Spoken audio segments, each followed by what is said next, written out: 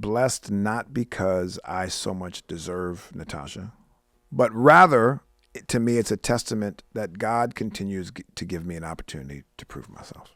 So here, Jamey. Oh, you ready to try again? You want to do it right? Here you go.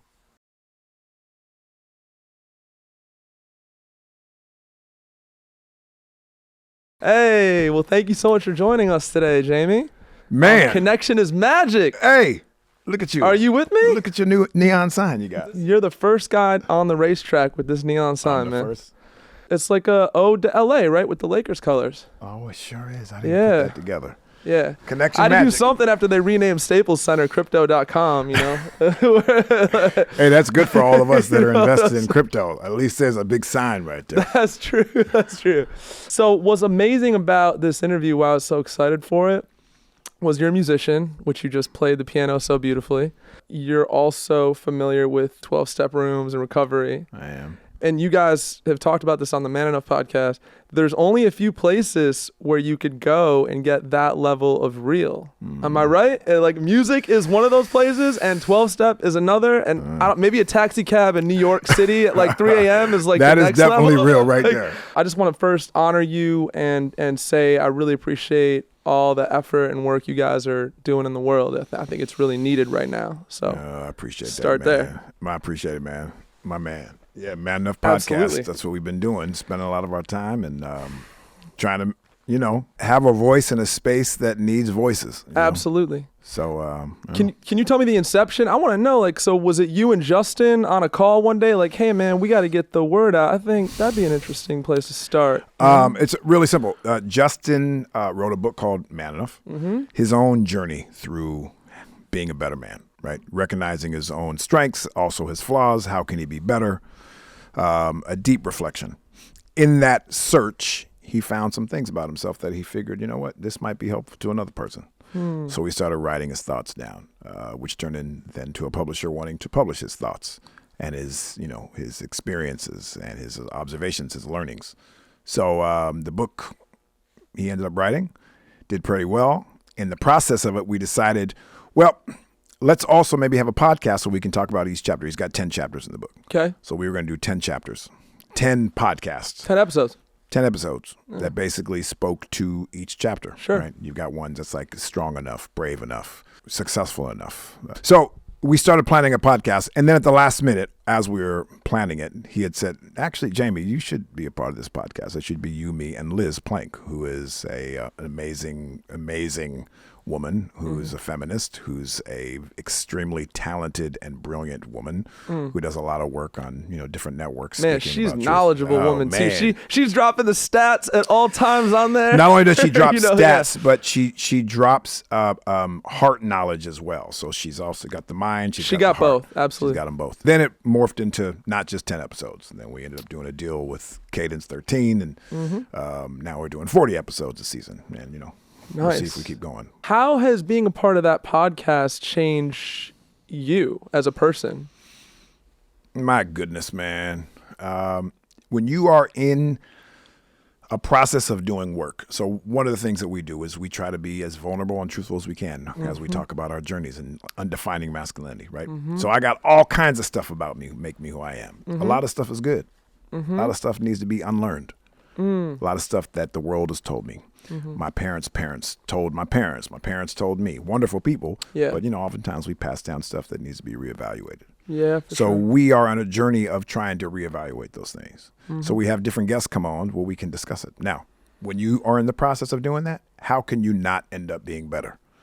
Because I'm learning from people, like talking to you. I'm going to learn some things from you today, right? And then you got to try to apply those in my life. Absolutely. And we've had such brilliant people on there that when you reflect on the conversations we had, re-listen to them, see the comments that people make while listening to them, and then you internalize those, keep the stuff that needs to stay in and let go of the rest. I'm going to say something that I heard. All right, tell me. We're going there. All right. I heard you share about you deserve slings and arrows for the rest of your life. You remember saying this? I did. And I'm like, man, I think he's being a little hard on himself. You turned your life around considerably. Let me put that in context. Every time I walk into a room, I have to remind myself to not posture, because my inherent self wants to look good and sound good and, show my good side of my face or whatever that means, right? Yeah. Figuratively speaking. But the truth is what's underneath all that, right? When I can take my jacket off, my clothes off, and be naked, vulnerably speaking, right?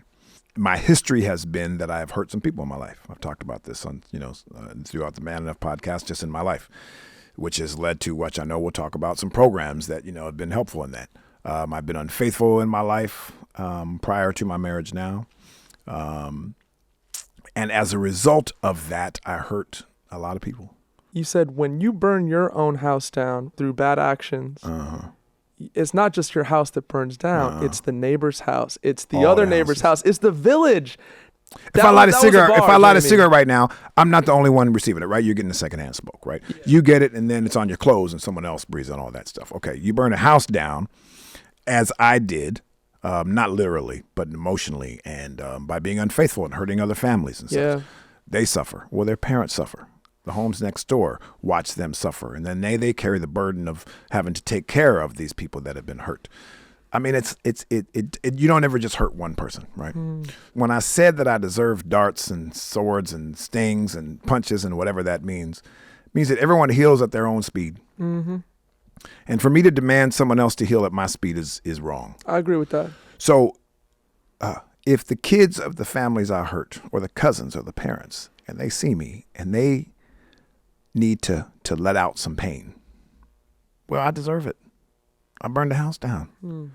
So instead of deflecting, you just say, yeah, it's completely reasonable. And when you get to that place and you're content with that, then you don't have to feel upset. You don't carry any more stuff. You just bow your head, and you understand that there's accountability with that. That's what I think accountability is, being willing to take the bullets when they come. I don't mean bullets that just people shoot you down. I don't mean that stuff. No, we all don't need that.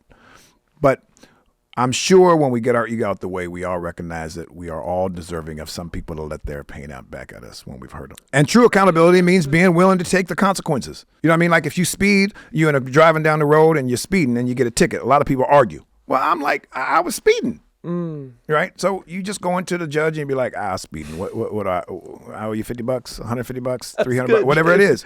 That's good. But when you sit there and argue, now there's no accountability in that. So, in real life, I try to demonstrate this with my children, and as a husband, and in work, when I screw up, let me say, I'm really sorry. I'm the president. So El Presidente. Right. Yeah. In that sense, that means there's a lot of people that you work with. And when you do something that's not the best, when you own it, people can forgive you. When you sit there and deflect. What's interesting is in that role, a lot of people don't have to take accountability, and they can just kind of dish off the blame on everybody else. Yeah, and God bless them for their process. For me, the best way to work and get the job done that you need to in life, in parenting, in being a spouse, whatever it is in work, accountability is how you get there, man. You keep climbing. You never feel like you arrived, right? There was a time when I thought maybe I arrived, but come on, man. Who wants to arrive somewhere? You just want to keep climbing. I had a guest on the show talk about, if you really want to know like how you're doing in life, the real litmus test is to go and stand in front of the mirror and just look dead into your eyes. Mm-hmm. That's real shit. Look right into them and don't turn away. And don't turn away. Yeah, like don't comb your hair, don't do nothing. Just literally stay and look into your iris, basically. And can you hang there for a minute and not posture? Yeah, not posture. It's hard. Yeah, it's hard. It is, man. It is. Struggle all the time, every day. I think a lot of people are running these days. It's true. There's a lot of distraction. There's so many choices for distraction, right? I mean, doesn't even have to be like I look at like active addiction with alcohol or drugs as like malignant or something. It's like you see it, you know what I mean? Like you'll lose your job, you'll get a divorce, but like what about this like the stuff that's like asbestos that'll kind of just take you out without realizing it's taking you out. Mm-hmm. It's all around us. It's all around us, man. We can't get out of that.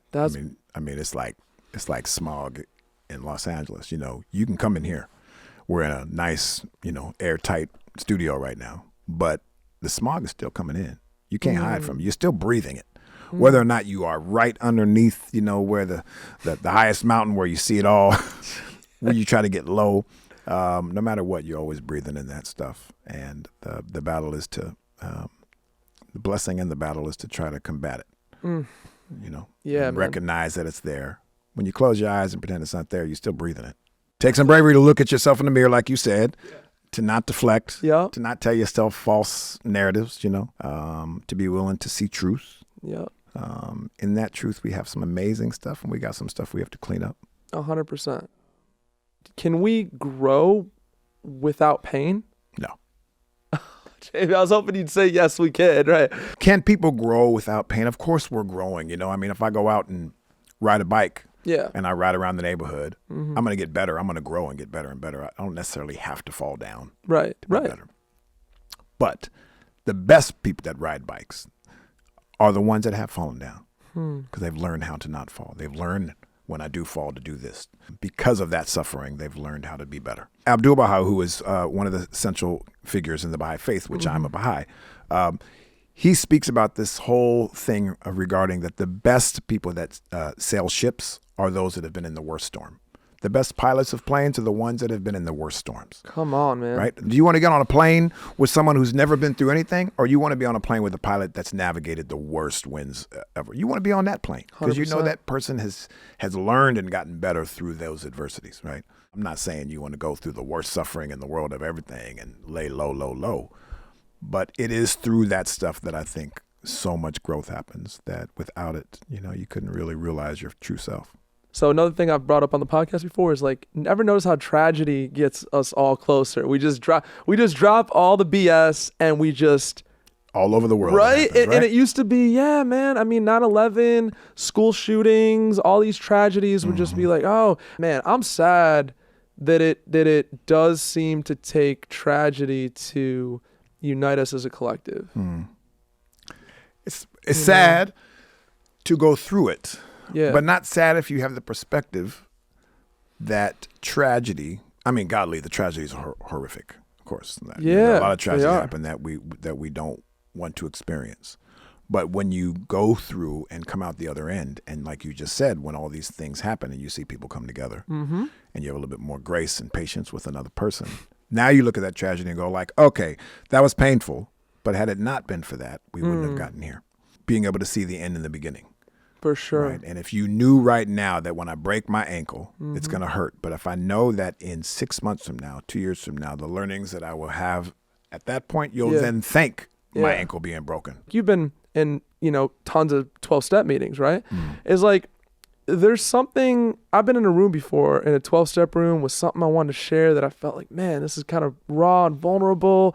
But then you hear somebody just dive headfirst into the deep end of the pool, and it got me off the fence so many times. Are you with me on that? Indeed. And it's a beautiful thing. So again, everybody's just kind of one of my dearest friends, Luam, shout out Luam.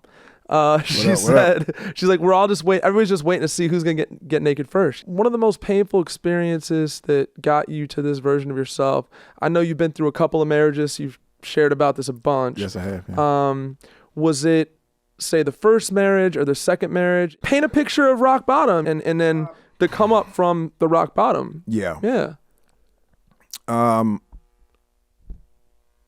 So as I said before, man, and I think this speaks to a lot of people, maybe not in my fashion, but in some version. I had never been faithful to someone before, my wife now. Well, that's not entirely true. I was married when I was 18. I got married for the first time at 18. We were together 3.5 years. This is when my daughter Jasmine was born. She was born 2 days after my 20th birthday. In that marriage, I was faithful. Prior to that, I had never been faithful to anybody. And then after that, until I got married again, I wasn't faithful. Then I wasn't faithful in my marriage, my second marriage. I got married at 31. And you're 31 and you're 31, in your get married. I'm super How many happy. kids at this point? Then we had my son was born a couple years later. I'm 33. And then I got caught up. I don't want to say caught up. That doesn't sound like it's me. Sounds like something else brought me into it. I allowed myself to engage in a behavior that was never going to be healthy for anybody. Okay. Certainly not my marriage. I was unfaithful multiple times. Okay. As a result, lost my family, lost my wife, divorced. Didn't lose my son, but the family comfort. And when it had gone so far that I had infiltrated a marriage that was connected to my family, of which then lost all of my extended family. Wow. Okay, wait, let's slow down. There's a lot coming here. I appreciate everything you just shared, by the way. Yes, That's amazing. But that moment where you got found out by your then wife, I assume there was a period of time where you weren't being found out. Fair to say, right? Sure. Okay. So when it was found out, were you trying to lie and cover up and keep it going with your wife? No.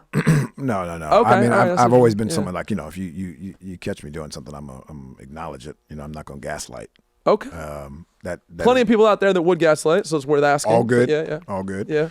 But that only just, I don't know what that does. Right. I mean, you got chocolate Back in to your the hand. speeding ticket. Yeah. Yeah, you got chocolate You've in your always hand. been this You can't be like, I didn't eat no chocolate and it's all over your mouth, I ain't 7. I laugh about it now, certainly not a laughing matter, but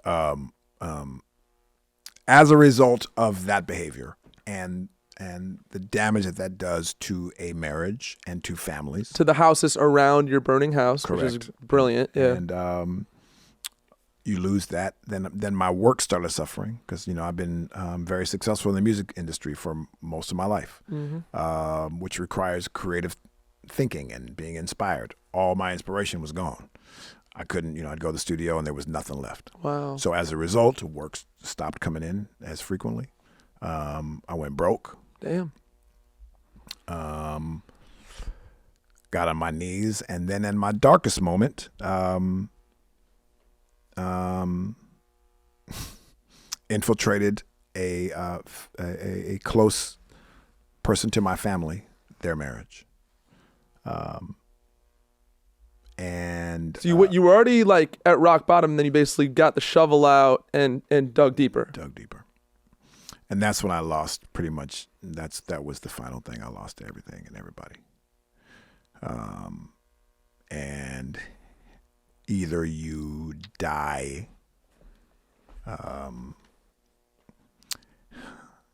in it, figuratively speaking. I don't mean literally. I wasn't dying, but emotionally and certainly just or and you are a failure to your children and to your parents and your cousins and aunties and uncles and extended family and everybody else, and to God. Or you are willing to look at yourself in the mirror, that long stare, not deflect, and try to fix what is broken. Because for me, it became about two things. Either I was broken, there were some broken parts, or I was evil, because some of the things I had done and were not okay. And I couldn't accept that I was evil. But broken, I can fix. I can address. So that was the first time I really started doing a lot of work. What did that work look like? Therapy, a lot of open conversations with some friends who would tell me truth. Were you sharing all this with Justin then, by the way? Because I know you guys no, this is not yet. no, Right? It's no. before. Okay, right. So I guess on that note, though, did you have one ally friendship that stayed with you through your lowest pull out the shovel moment? Sure. Right. Okay. Yeah, I had a few people, of course. There are some people that, of course my parents love me. But yes, I had some people around that were willing. Wow. Shout out to those people, by the way. That's amazing. Indeed. Yeah. And one particular friend, her name is Claudia, who kept reminding me of my worth and that I was not simply defined by these actions, even though a great part of me was. And yeah, I had people that helped and supported me, during that time, and also financially were helpful. Yeah. Rainn Wilson was one of them. Rainn Wilson was one of the first people, if not the first person, to really call me out and say, when you are ready to look yourself in the mirror and do the work required, you call me. And I'll help you in any way that you need for that recovery. So he was the first person that I unloaded all of it, without posturing, without like deflecting, without making it sound that not as bad as it was. And I just told him. Because he created a safe space, it sounded like. And created a safe space. Didn't judge you, yeah. No judgment. Yeah. And truly wanted to offer some love, I got friends that can talk to me for hours, and they're like, it's fun to talk to you because I don't feel like you're judging me. So I forget, like, Jamey, it's weird, there's a lot of judgmental people, but I feel like when you're in these 12-step rooms, because, dude, I got started at 21, quite young, in these 12-step rooms, so I'm just used to people are sharing the darkest, craziest shit in these rooms, and I'm like, it almost conditions you to not judge because you get to know these people behind the crazy actions and people speaking truth. But the challenge is there are a lot of people we might have friends that don't judge you, but they won't hold you accountable. Right? They're not judging you. So I might be doing stuff. They're like, they're not judging me, but they're cool with what I'm doing. That's a good point. I had some friends, there was so I didn't feel judged in certain circles. So you need people who won't judge you, but also will hold your feet to the fire. That's a really good point. Who will also say, Jamey, I love you. Okay. And I will not judge you. I do not think you need to be condemned to this or that or that. But this shit's got to stop, man. And you have to recognize the damage, and I'm going to help you through that. By one, I'll give you love, but the love will look like by holding you accountable. That's very different than certain friends or that we oftentimes surround ourselves with. Yeah. So that is something that 12-step programs do, right? It is people that are there for one another. It's a loving space. Loving and holding each other accountable. That's a great point. Championing being better. Holding us. You say you want to do this. Well, then tell me the steps you're doing to do that. And then when you fall, no, I'm not going to put my foot on your neck. Yeah. But I'm not just going to turn my head and ignore it. One of my favorite 12-step sayings is, for those that fall, we don't shoot our wounded. Do not shoot. We don't shoot our wounded. But I'm not going to coddle you either. That's a fine line there. That's a good and something that oftentimes is only, for me, only found in those environments. So I became deeply engaged in 12-step programs that allowed me to speak truth. At first I went, with some hesitance because I didn't want to see myself as broken, because those people were broken, not me. I mean, all these people here, that person over there, that person's broken. You hear that story? That person's crazy. So then I didn't go for a minute because I saw everybody else as like, oh, well, they're freaky or broken, really. And then I found myself back and recognized that, okay, how do I not see them as others, but rather how can I relate? Look for the similarities, basically, not exactly the differences. Right. Yeah. And as soon as I did that and then started hearing some stories from people that looked like me, had the same kind of general life that I had, didn't appear to be broken altogether, but had some broken parts that they were doing everything they could to repair, I allowed myself to let the arm down and then really start sharing about it. And then as the more you share with it openly and publicly, as we're doing now, talking about it. The paradox is when we admit we were powerless, we gained power. That's it. That's and being humble in that. Yeah, of course. Yeah, but it's like all of a sudden your life starts kind of flowing and working, and like you're like, oh shit! By admitting you're powerless. There's another quote that I like is they say transformation starts with surrender. You couldn't put the shovel away for a minute, man. A lot of people can't put the shovel away, Jamey. That's right. One of my favorite experts on addictions is guy Gabor Mate. Have you heard of him? Have not. Gabor Mate says we shouldn't be asking ourselves why the addiction. We should be asking ourselves why the pain, because that's what drives the shit. It does. Also, in speaking to a therapist, and an amazing, amazing woman, she said, okay, Jamey, you're trying to figure out how you have become this person that you can betray and love at the same time. Because I love my wife and I love God. I love my family. I love people. I like being a good person. And yet I betrayed so much. And my question is, how can I love these people so much and betray them and hurt them so badly? I could not understand how I got to this point. So as I did a lot of work, she says to me, okay, let's go through your life for a minute. Not excusing it. Let's just go. So you're 7. You have a relationship with these older people who are supposed to be taking care of you and providing good for you, and they probably were doing a lot of good stuff for you. Mm-hmm. But also you were having a sexual relationship that was inappropriate. They were betraying you at the same time. Then you get to be older, and now you have this person who you look up to who probably champions you very much and thinks the world of you on one hand, and you are engaged in inappropriate behavior and being betrayed at that time. And then you get to be 16 years old when you start thinking that you're a young man by someone who is supposed to protect you and guide you and lead you. And yet there was betrayal happening. Is it a wonder to you that for you, love and betrayal go hand in hand, that you can coexist? They both can coexist. It was like so simple, but when she said that, man, I was like, Jesus. The aha moment. My goodness. Now, it didn't make me go, oh, okay, that explains it. Okay, I'm off the hook. It just meant like, oh, I got something now I can focus on. Did you experience a lot of relief when you made that connection? A lot of relief, because now I had something, it's like when you don't know what's rattling in the car, you don't know what to fix. Yeah. But when you take all the stuff on, you go, oh, it's there. It's that screw that's right there. Now I know I can get a screwdriver. I can go to Home Depot. I can get this, and this, and I can address it.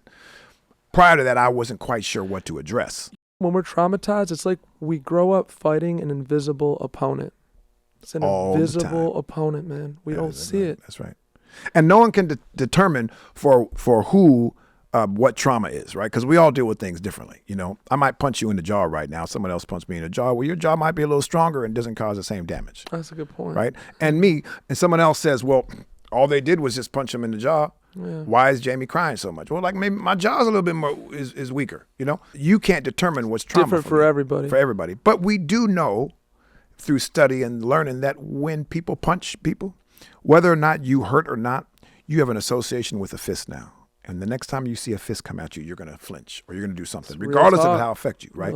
So we know that there's impact, regardless of how it looked when you were a kid or how it looked when a woman is assaulted at 25 or 15 or 45 or divorce or when you get fired or if you're homeless or whatever experience that everyone experiences it differently. But we do know that there's trauma associated with it unless it's dealt with and talked about. And oftentimes we don't talk about it, right? So it just gets swept under the rug. And then one day you lift up that rug and there's all this shit under it, man. It sabotages our adulthood, man. It does indeed. So for me, the only way to really do it is like, okay, let me lift the rug up now. So I went through this breakup, right? This is going to relate to what we're saying. Mm. And one of my buddies, a day after I went through this breakup, man, breakups are brutal. And he's like, come meet me for a drink. Mm. And I'm like, that's just not how I operate. For some reason, like he wanted me to kind of drink to forget or whatever. That's what he was insinuating. And I just don't roll like that because I feel like, to your point about the rug, I'm like, nah, I'd rather just like lift up the rug, see what's here, do some dusting. You know what I mean? Like take care of it. Why am I going to not take care of it? That don't make no sense to me. Mm-hmm. Because we're oftentimes taught to be, for men at least, I think women too, but for men are taught to not be vulnerable, to not show any weakness, to lift up the rug and deal with it. Even if you see it, you gotta be like, I'm cool. When in fact, it's actually the opposite. By looking at that stuff. It's courage. The more people that I see in 12-step programs that are dealing with this stuff, man, I'm like, these are strong, courageous, amazing people who are willing to look at their stuff. And they might continue to fall. So we buy into the posturing. Like, that's what counts. Mm-hmm. And it's so not that. Mm-hmm. Well, because we all told, man, we got to be Superman. Clark Kent is dorky. He wears glasses. Not that glasses are dorky, but in the way that we see it. He dresses, he talks a certain way. He's very such and such and all this stuff. But Superman, with the armor and all this stuff, now that's someone to like look up to. So we all want to pretend to be Superman. But the Clark Kent in us is the real us. And that's actually how you improve, in my opinion. Yeah. It's by looking at our inner Clark Kent. You know what I mean? We're all on our own journey, man. But like you said, and people don't change when you say, hey, you got to change this. Am I right? Normally it has the opposite effect. Mm-hmm. So I look at these conversations that we're having here on Connection is Magic, conversations that you're having on the Man Enough podcast, as like little seeds in people's mental garden that will one day sprout something. I mean, that's the goal, right? We just want to plant seeds everywhere. That's it. And, and we want to water them. They won't just grow, and keep them in the sunshine, you know. There you go. Even though I believe that we got to go through the work, I also believe you got to stay in the spirit of joy, right? Because joy is what allows true growth anyways. For sure. You know, being in the shade is a place we have to be sometimes, in the dark. But if you look in the shaded areas of your grass, Yeah. and, you know, flower garden Yeah. versus the area that's sun, you'll see the sun is growing in abundance, right? And the plants and trees that are engaged in getting the love of the sun, that's when things grow, when you're in the light. What does That means- being in the light look like? You know? Yeah. That means you do the work. You know, when you're suffering through stuff, you got to go through it, and there's that space. But the people who are willing at some point to say, okay, I'm now going to go do something joyful. I'm going to go and smile at someone. I'm going to go be of service to somebody else. I'm going to go and treat myself to something that feels good. Yeah. That's when true healing, I think, starts to happen. We do the reflection in the dark. You know, of course, you get in the sunshine too, but that's what happens oftentimes. You're crying and you're in your dark spots and poor me and whatever you need to go through. But when the healing and the growth starts happening is when you put yourself in the light, you start seeing yourself as powerful, appropriately powerful. Thanks with for some the humility. disclaimer. Yeah. And you see your nobility and your potential.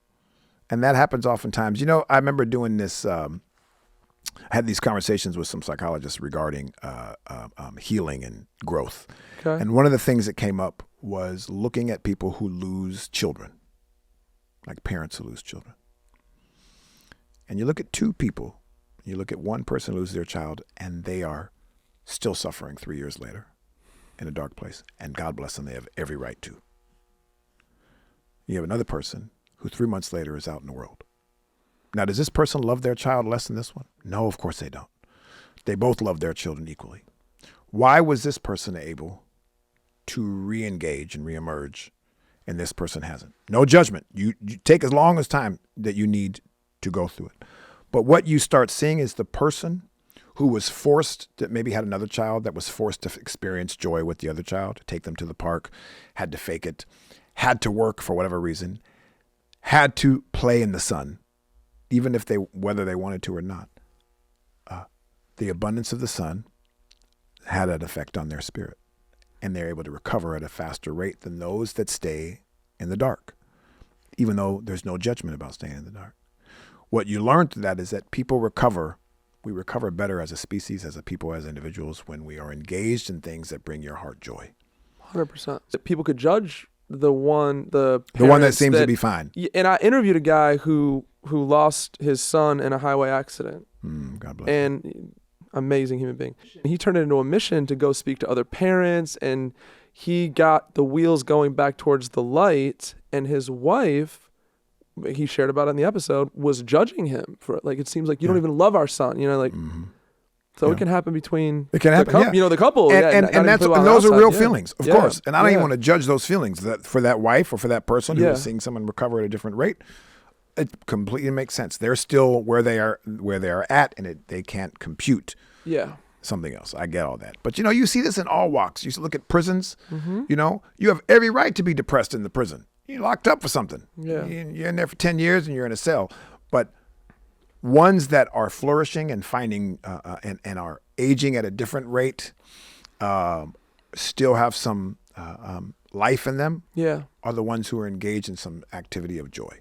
Right, some sports thing. They're helping other people. They are not feeling despondent in there, because that facilitates healing.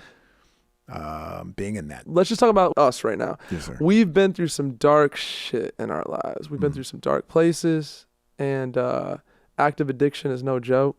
Burning bridges is no joke.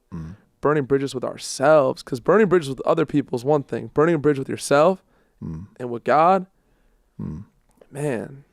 And so we come out of that, and it's not an ego thing, but it's a gratitude thing. I mean, I was able to slow myself down today, and that's just such a special thing, I think, in this culture that's moving ever so fast, right? When you could just, even if it's 3 minutes, and just be totally present and say, you know, thank you, God, thank you to yourself for not giving up. I mean, that's a real thing. Thank you to yourself for not giving up. You could have stayed on the floor under your bed. You slept under a bed, you said, because you didn't deserve to be on a bed. Well, I didn't feel like what did you say? Yeah.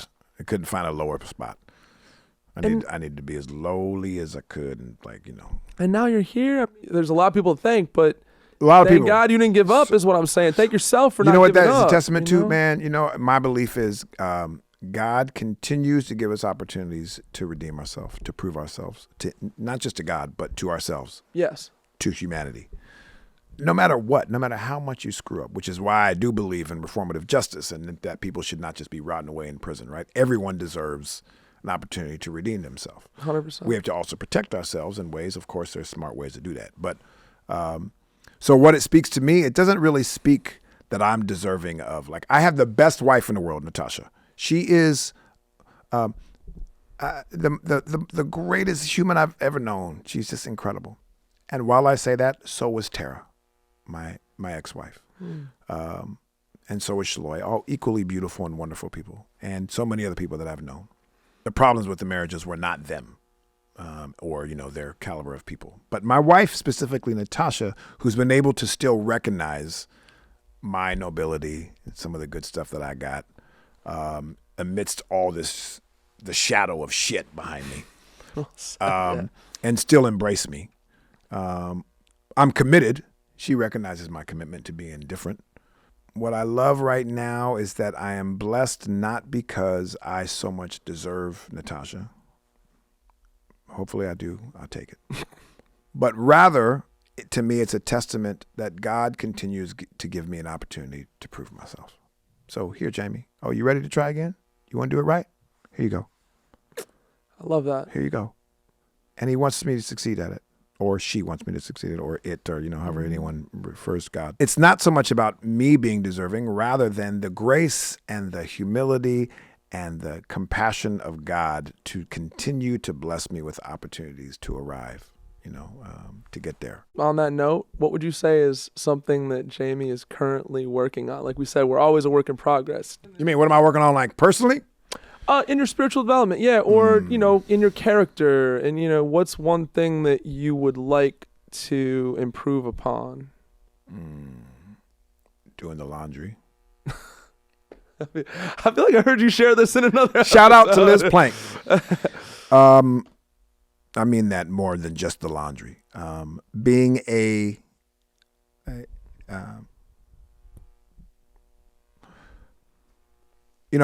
say a lot of stuff that I believe, and I do believe it, but practicing it is something else. So what I try to work on is practicing what I preach or what I share. If I were to ever say I've arrived, knock me down. Yeah, right. Because that means I want to be better at this, and I say that I want to be better, and I go on. We talk like this, and I'm on my podcast talk about it. In my work. When I work with people, I want to be, but it requires going home and reflecting. There's a quote that I believe in that says, "Bring thyself to account each day, ere thou art summoned to a reckoning." Bring thyself to account each day. Every day, you have to reflect. Beautiful. Because tomorrow it's a new moment, and you're bombarded with new different thoughts and ego and stuff and doubt and compliments and ego and joy and all the stuff. And it requires daily diligence to live the life that you say you're about. My inherent person is a good person. I know that. I know God created me that way. And I also know that I do. I've done many good things in the world, and people like my general person. Mm-hmm. So I know I'm a decent person, but to keep all the darkness away and to not repeat past behaviors or new behaviors, it requires daily diligence, right? Yeah. So humility. Humility, man. So that's one. There you go. What am I working on all the time? Humility. So I try to practice it, maybe to a fault, and being a good parent, listening. And it's okay to feel some joy too. Joy gives us wings. In times of joy, our intellect is keener, our understanding less clouded, our strength is more vital. We seem better able to cope with the world and to find our sphere of usefulness. Beautiful. Those are the words of Abdul-Baha. But when sadness visits us, we become weak. I do believe that, when you are so despondent and you are suffering so badly, one of the ways to get out of it is to be of service to others. Absolutely. Right? To other people. And then you find that yours dissipates because you're focused on bringing joy to another heart. One of my teachers, again, shared this. Illness begins with the letter I, and wellness begins with we. Love it. Powerful. Very powerful. You said, how can I love somebody and also hurt them at the same time. Something that I've gone through in my life is, I went through abuse as a kid. Same thing, an emotionally abusive mom. And so I found in my adult relationships, particularly in my adult romantic relationships, I conflate somebody not treating me great. And for some reason, most people would sort of run away from that if they weren't being treated right. See, I run towards it. And that's something I'm working on. Just putting myself out there. I want to learn to say, no, man, that's not love. If somebody's going to treat you like that,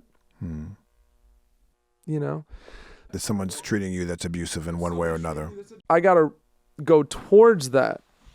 And I got to make them love me again. Because see, if your parents doing that to you, what's the only thing you want from as a kid? You love from your parent. So you go towards that abusive parent trying to flip them. Yes, sir. And I've experienced so much pain as a result of that. It's like, man. So, Sorry for that, man. Thanks, man. So I feel like the area I'm ready to really dig in and do the work on is I'm ready for a mutually loving relationship, man, because I got a lot of love to give. Find someone to give it to. You know what I'm saying? There you go. I love that.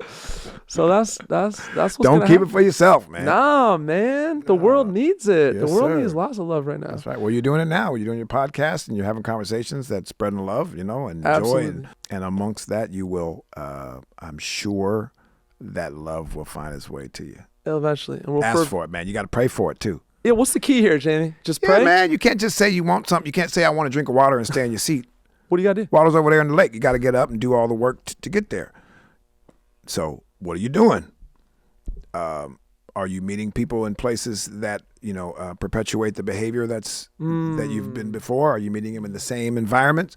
Or are you making new circles of friends or meeting people in different type of, it's hard in the pandemic, I understand, but if you're using dating apps, are you using the same algorithms and the same kind of people, or are you putting something else so that you are creating different circles around you so that a new kind of love can be there? That's beautiful. And it's also, hey, let me turn the light switch on the invisible opponent of trauma that we talked about. Love that. Trauma could be invisible. And when the light switch goes on, shit. That's right. Okay, I know it. As we get healthier, I'd like to think that our default is to gravitate towards healthier things. That 100%. You with me on that? I'm right with you on that. That's and right. I think let's keep closing the door on shit that's not good for us, man. Yes, sir. Love it, man. Love it. Thank you for coming today, man. Oh, man, I'm loving being here, man. This has been a lot of fun. It's been great. Man. You called me up and said, let's do this. I was like, come on. I think it has to do with healing the hearts of people and talking truth. Having real conversations. It's the same family for sure. Let's keep building out the family. I love it, man. All right. Thank you, Jamey. Where can people find you, man? Where can they find me? Like social media? Yeah. Golly. I don't know what it is. Jamey Heath. Instagram, Jamey Heath. Okay. And then obviously the podcast. ManEnoughPodcast.com. ManEnoughPodcast.com. You can find us on all the places you get your podcasts. We're all on the Twitter and Instagram. The Twitters and the TikToks. Cool. We'll link it up with the show notes. Thank you for coming in today, Jamey. My man. And thank you guys for tuning in. We'll see you next episode.